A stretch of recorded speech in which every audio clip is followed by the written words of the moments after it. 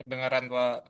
Oke, saya mulai saja ya pertemuan kita hari ini. Bismillahirrahmanirrahim. Assalamualaikum warahmatullahi wabarakatuh. Waalaikumsalam warahmatullahi wabarakatuh. Waalaikumsalam Waalaikumsalam warahmatullahi warahmatullahi wabarakatuh. wabarakatuh. Oke, hari ini saya akan jelaskan dulu tentang library di pemrograman Python untuk pembuatan aplikasi berbasis web ya. Karena nanti saya pengennya nanti tugas-tugas yang sebelumnya yang menggunakan Python berbasis command line nanti diganti dengan berbasis web. Dan minggu depan mungkin saya minta praktek di lab ya. Karena tadi yang kelas A1, A2, saya langsung praktek di lab, tapi saya lihat masih banyak yang belum bisa menggunakan Visual Studio Code, ya. Cara memulai Visual Studio Code dan instalasi library gitu ya. Jadi hari ini saya jelaskan dulu untuk Streamlit. Nanti minggu depan kalian masing-masing harus praktek. Sama saya kasih tugas nih, dikerjakan, diselesaikan di lab. Apa itu Streamlit? Streamlit adalah library ya. Library itu apa? Library itu sebenarnya kumpulan kode yang dijadiin satu fungsi gitu. Terus kemudian kita panggil biar gak nulis dari awal yang memungkinkan Anda untuk membuat aplikasi berbasis web. Untuk membuat sebuah aplikasi berbasis web itu sebenarnya butuh beberapa aplikasi lain ya, seperti web server untuk menjadikan komputer lokal kita menjadi server. Nah, itu semuanya sudah di-handle sama ini. Kita juga bisa menggabungkan kode Python dengan komponen visual yang ada dalam HTML. Kalau dalam pemrograman web kan kita namanya HTML untuk komponen visual ya, sama CSS. Dan bahasa pemrogramannya itu digunakan untuk menghandle data atau mengolah datanya. Nah, itu semua bisa kita lakukan dengan Python, termasuk dengan web servernya. Dan kita akses melalui web browser.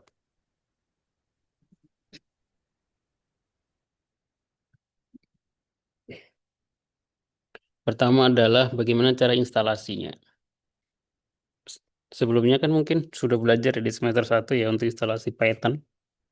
Kemudian instalasi environment Visual Studio Code untuk text editornya, ya. Kemudian kita menjalankan Python sih, saya lebih menyarankan pakai terminal kan daripada di run pakai tombol play gitu.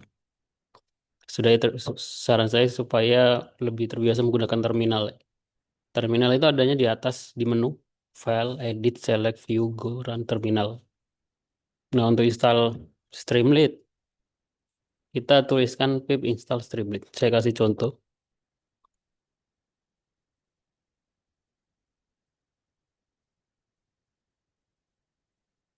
Pertama, ketika kita buka Visual Studio Code ini kita jangan langsung buka terminalnya ya, tapi kita tentukan dulu folder yang akan kita gunakan atau tempat kita menaruh file. Saran saya sih menggunakan file open folder atau di sini ada open. Terus kita tentukan folder kita dulu, termasuk nanti untuk environment-nya ya, virtual environment-nya menyesuaikan.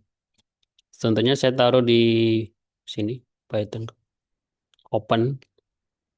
Kemudian nanti akan muncul terminal di sini. Kalau nggak muncul, kita bisa klik terminal, new terminal, baru kemudian install pip paket installer Python install Python. Oke, kok pip install Python, pip install Streamlit, ya. Nah, ini harus connect internet karena ini download beberapa komponennya. Kalau bisa harus connect internet. Kalau bisa harus sih. Nanti diminta memasukkan email dan lain sebagainya sudah. Nah, ini kadang sekarang ini ada muncul error baru ya. Ketika kita install pip install Streamlit terus error. Ini saya kasih contoh. Ketika error muncul error seperti ini contoh errornya, ya. The environment is externally managed. To install Python package system web try apt install Python 3 min xyz. Nah, kalau terjadi muncul error seperti ini, ada beberapa cara untuk mengatasi errornya, ya. Yang pertama itu kita harus memanage. Biasanya ini terjadi di Ubuntu ya, Ubuntu sama macOS. Masalah yang muncul pada terminal karena environment di sistem akan diselah secara eksternal OS. Khususnya Ubuntu versi baru 22.04 ke atas. Nah, untuk mencegahnya kita harus solusi yang dianjurkan adalah menggunakan virtual environment. Gunakan virtual environment. Caranya bagaimana? Ini langkah-langkahnya. Mudah sebenarnya. Ini langkah-langkah yang harus dikerjakan. Pertama, kita buat virtual environment dengan perintah Python atau Python 3 kalau di saya, min-m untuk membuat Mac virtual environment dengan nama folder virtual environment. Jadi kita tulis saja di terminal. Ini saya clear Python 3 min-m vnv spasi vnv.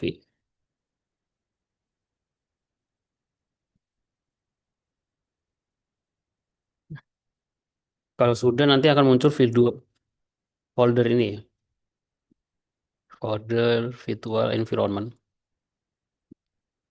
Dan ini akan muncul ini vnv gitu. Kemudian kita aktifkan. Di sini ada tulisan source vnv bin activate untuk mengaktifkan. Harus diaktifkan terlebih dahulu.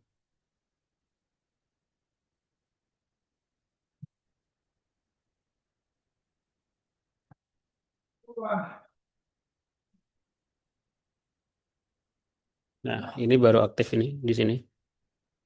Baru kemudian kita install pip, install Streamlit. Oke, seperti itu ya. Untuk aktifasi virtual environment.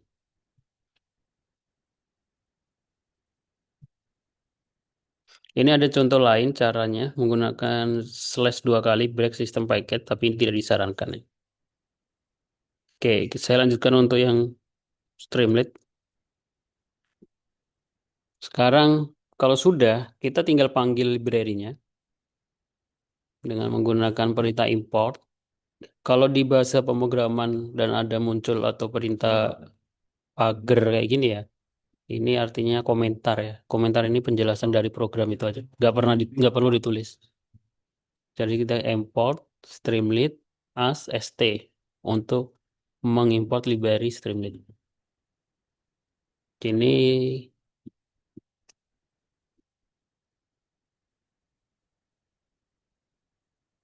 buat file baru dulu. Contohnya di test.py. Saya hapus import Streamlit. Ini maksudnya kita memanggil library Streamlit. Kemudian as st ini alias ya, supaya kita kalau memakai library Streamlit itu nggak nulis Streamlit berkali-kali, tapi disingkat menjadi st. Kemudian st Streamlit, alright, menampilkan teks. Contohnya pertama pasti hello world, ya. Hello world.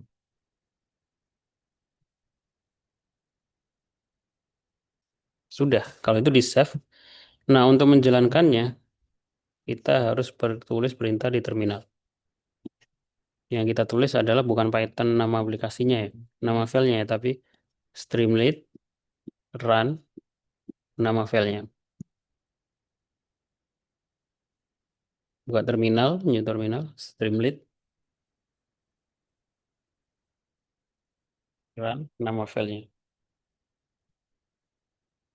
Nah, dia akan otomatis membuka halaman web baru, browser, dan menampilkan Hello World ini. Oke, kalau nggak muncul ini harus diklik ya, localhost ini.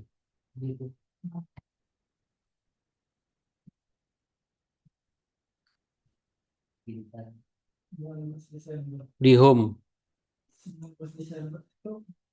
contoh yang lain, semua kita pengen membuat judul. Ini adalah judul, ini subjudul. Nah, kemudian ini Judul itu dalam bahasa Inggrisnya title ya. Nah, judulnya namanya subheader. Ini untuk menampilkan judul, ini untuk menampilkan subjudul. Nah, keuntungannya kalau kita pakai Streamlit, kita nggak perlu run berkali-kali ya. Kita cukup refresh saja. Contohnya di sini set title, kita kasih judul aplikasi pertama, kemudian st subheader, subjudul. Nah, ini kita nggak perlu run lagi. Kita cukup refresh di sini. Nah, jadi judulnya ini subjudul.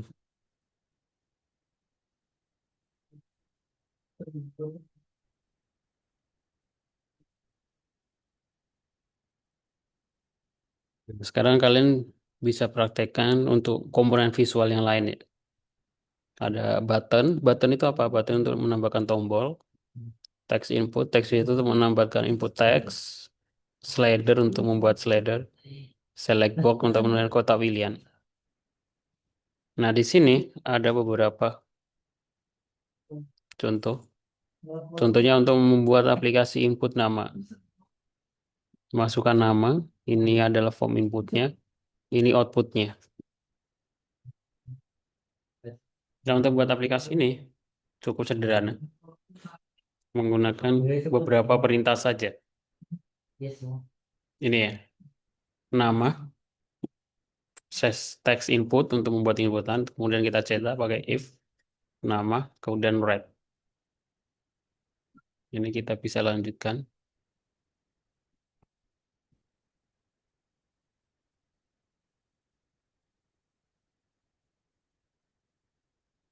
st.text input, masukkan nama.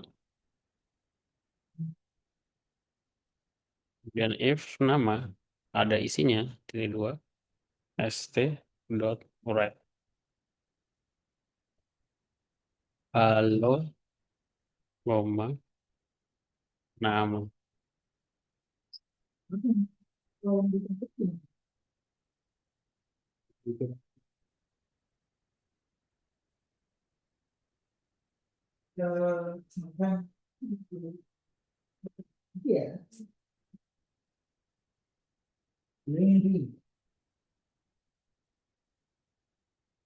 Ini kita tambahkan, kita simpan ke variabel nama.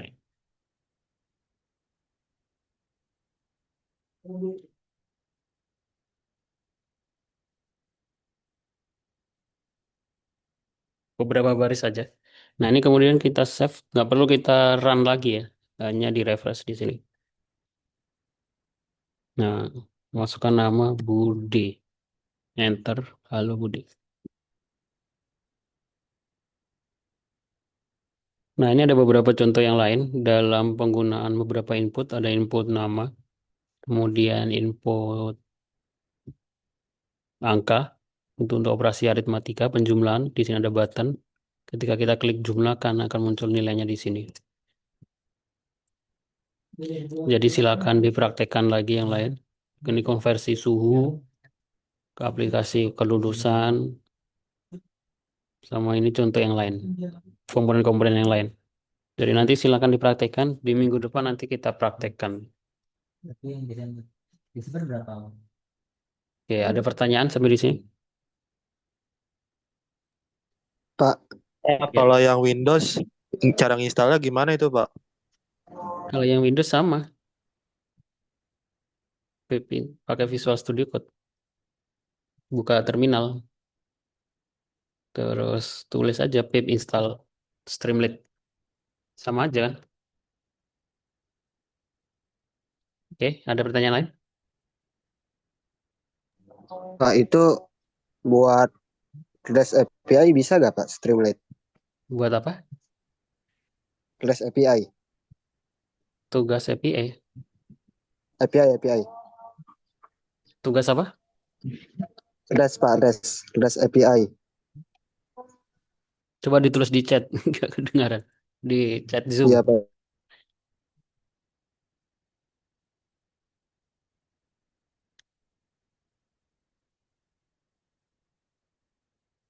REST API. Kalau REST API pakai Fast API.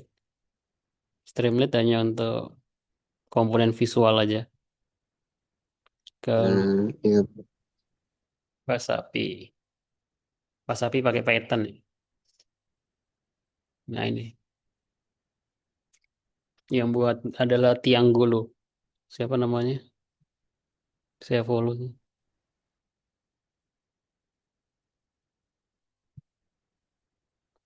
Kalau hanya untuk mengambil data REST API sih bisa. Menampilkan data ya. Ya bisa aja. Karena dia kan Python, bukan masalah frameworknya. Nanti pakai Python-nya untuk ngambil data terus diolah ditampilkannya pakai Streamlit bisa aja. Tapi kalau untuk membangun REST API-nya ya pakai Fast API Python.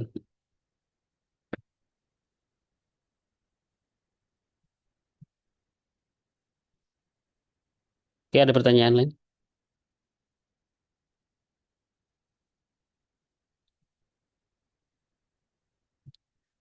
Nggak ada ya? Kalau nggak ada, nah nanti silakan dipikirkan untuk yang tugas sebelumnya, yang kontingensi ya. Yang kemarin yang ini, teman 11. Kontingensi, kemudian ini, tugas yang ini. Nah, ini silakan ini kan saya minta kemudian nilai uji kebenarannya dengan Python. Nah, bisa ditambahkan Python dan Streamlit ya. Dipikirkan dulu cara pengerjaannya nanti saya tanyakan. Oke, ada pertanyaan lain? Resapi. Oke, kalau nggak ada ini saya cukupkan ya. Terima kasih untuk yang sudah datang. Nanti saya share rekaman perkuliahannya. Jadi yang jadi datang terlambat boleh lihat rekaman perkuliahannya. Saya akhiri. Assalamualaikum warahmatullahi wabarakatuh. Waalaikumsalam warahmatullahi wabarakatuh. Terima kasih. Waalaikumsalam warahmatullahi wabarakatuh.